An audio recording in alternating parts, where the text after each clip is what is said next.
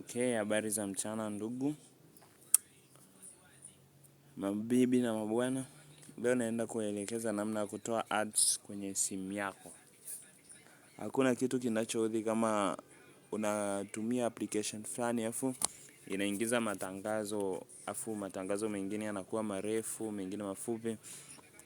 Okay, basi twende tukaangalie namna ya kuyatoa hayo matangazo. Ila precaution ni sehemu kwenye mitandao ya kijamii mingine, ila kwenye mtandao wa YouTube haiwezekani, haifanyi kazi kwenye mtandao wa YouTube.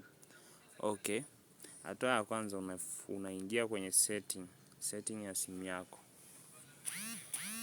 Ukishaingia setting ya simu yako,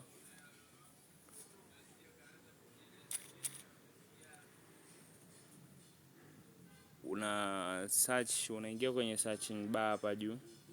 Ukishaingia kwenye searching bar hapa juu, unaandika DNS. Ukiandika DNS, itakuja private DNS. Utachagua private DNS. Ukishachagua private DNS, itakuwa on. Chini kabisa huku,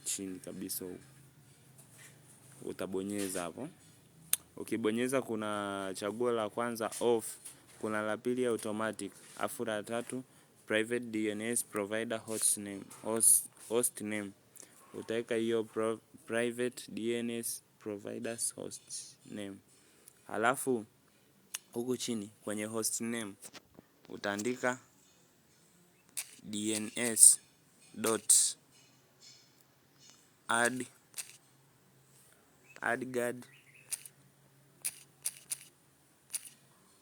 dns.adguard.com. Hakikisha unaandika hayo maneno vizuri ili uweze kuzuia ads kwenye simu yako.